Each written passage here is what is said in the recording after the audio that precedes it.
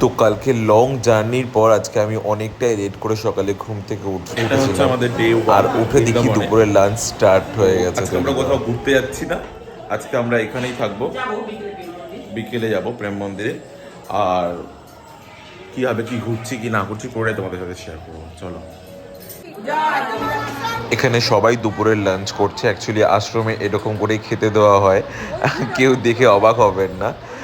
তো এটা আশ্রমের মধ্যেই সমস্ত খাওয়া দাওয়া রান্না করার সবাই খেতে বসে ব্যবস্থা গেছে, করা এবার হয়েছে, খেতে তো যাবো। সবাই লাঞ্চ তো করছিল। খেয়ে দিয়ে উঠে আমরা একটু রেস্ট নিয়ে বিকেলে যাবো আমরা ঘুরতে। চলো বিকেলে দেখা হবে, কোথায় ঘুরতে যাচ্ছি জানাবো।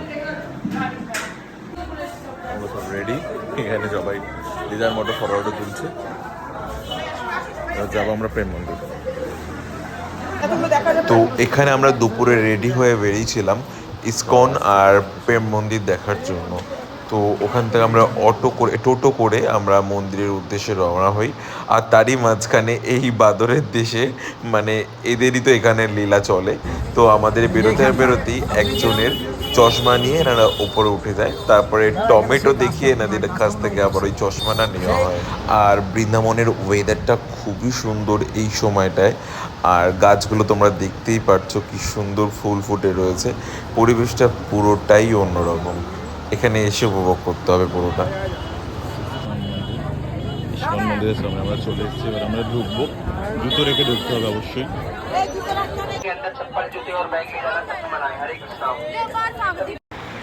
খুবই সুন্দর এখানে ইসকনের মন্দিরটা, পুরোটা হোয়াইটের ওপরেই, মানে দেখতেই পাচ্ছ তোমরা। আর এখানে আমরা সবাই মিলে ফটো তুলছিলাম। আর খুবই সুন্দর এখানে নাম কীর্তনও হচ্ছিল। আর প্রচণ্ডই রাশ ছিল, মানে আইডিয়া ছিল না আমার কোনো রকমভাবেই যে এতটা ভিড় হতে পারে এই সময়। মানে প্রেম মন্দিরে তোমরা দেখতে পারবে যে কতটা রাশ। এটা তো ইসকন রয়েছে, এখানেও প্রচণ্ড ভিড়, মানে প্রচুর লোক। আর আমাদের অ্যাকচুয়ালি হোলির টাইম আসার কথা ছিল, আসতে পারিনি ওটা, বা প্ল্যানটা ক্যান্সেল করা হয়েছিল এই ভিড়ের জন্যই। তো এখনই যদি এতটা ভিড় হয়, জানি না হোলির সময় এখানে কীরকম কী থাকে লোকজন। মানে আমি তো সাজেস্ট করবো যে হোলির সময়টাকে অ্যাভয়েডই করো। ঠিক মতো ঘুরতে চাইলে, ঠিক মতো থাকতে চাইলে একটু আগে পিছিয়ে করে আসাটাই বেটার। ওই হোলির মধ্যে এক গাদা লোকের মধ্যে ওই রকম শরীর খারাপ করে কোনোই লাভ নেই। আর যদি ব্যাচেলার হয় দেন ওকে, আর যদি আমাদের মতো মানে আমাদের মতো সব টুরিস্ট হতো, তাহলে আমরা যাচ্ছি আমরা প্রেম ভিড়ভাট্টার মধ্যে মন্দিরের অ্যাডজাস্ট রাস্তায়। করে নিতে পারবো। বাট যদি সিনিয়র কিছু লোকজন থাকে না, তাদেরকে এটার নিয়ে বেশি দূর খুব নয়, আর প্রবলেমে কিছুক্ষণ পড়তে হয় বেশি ভিড়ভাট্টার মধ্যে আমরা গেলে। চলে এসেছি প্রেম মন্দিরে।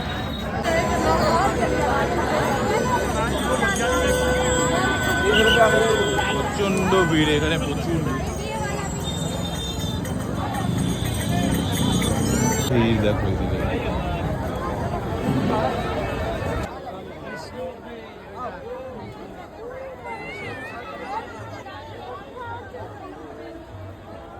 কালীনাথকে পা দিয়ে ধরেছে।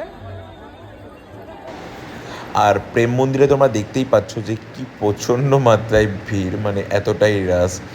আর এই অনেক সুন্দর মন্দিরটা, আর বিরাট একটা জায়গা নিয়ে এই মন্দিরটা তৈরি করা হয়েছে।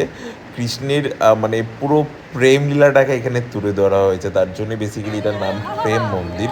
মানে রাধার সাথে কীভাবে উনি সময় কাটাতেন, কোথায় কোথায় কীভাবে উনি লীলা করেছেন, পুরোটাই তৈরি করেছে, মানে পুরোটাই তুলে ধরেছেন এই মন্দিরটাতে। আর এখানে যারা এসছে বেশিরভাগ লোকজনই সবাই সবার নিজের মতো করে মেতে রয়েছে।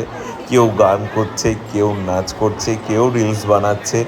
আর সুন্দর সুন্দর গোপী ড্রেস পরে রাধার মতো সে যে সমস্ত মহিলারা এসেছিলেন, খুবই সুন্দর লাগছিল দেখতে। আর মন্দিরটার ভেতরটাও দেখো, খুবই সুন্দর করে ডেকোরেশন করা আছে। আর এই হচ্ছে রাধাকৃষ্ণর মূর্তি। এই মূর্তিগুলো চোখে না দেখলে পরে বুঝতে পারবে না যে কতটা সুন্দর, একটা আলাদাই মোহ রয়েছে এই মূর্তির ভেতরে। আমি যতটা পেরেছি ক্যাপচার করার চেষ্টা করেছি সবাইকে দেখানোর জন্য।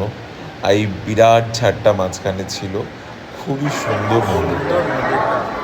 সুন্দর মন্দিরটা।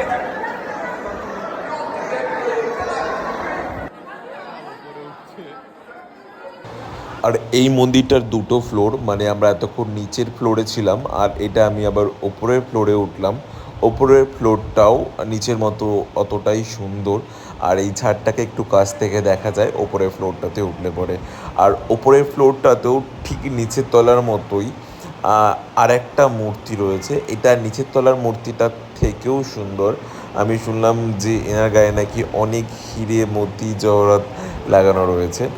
আর এই হচ্ছে শ্রী কৃপালু মহারাজজির মূর্তি নিয়ে এরা একটা পরিক্রমা করে গোটা মন্দিরটাকে। আর একটা নাম কীর্তন হয় আর সবাই খুব নাচের তালে মেতে ওঠে। খুব সুন্দর একটা পরিবেশ তৈরি হয়ে যায় এই সন্ধ্যের টাইমটায় এই মন্দিরটাকে ঘিরে। আসলে এই কৃপালু মহারাজই এই প্রেম মন্দিরের প্রতিষ্ঠাতা। 2012 সালে এই মন্দিরটা কমপ্লিট হয়, অ্যান্ড দেন তারপর থেকেই দর্শকদের জন্য খুলে দেওয়া হয় এই মন্দিরটা। হয়ে গেল আমাদের, এবার আমরা যাচ্ছি আবার।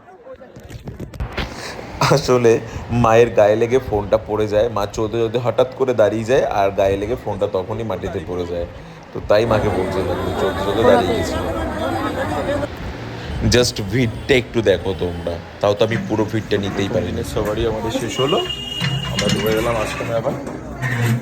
প্রেম মন্দির আর ঈশ্বর মন্দির ঘুরে এসে এবার কালকের জন্য আবার প্রস্তুত। কালকে যুক্ত, কালকে যাত্রা আবার শুরু। চলো টাটা।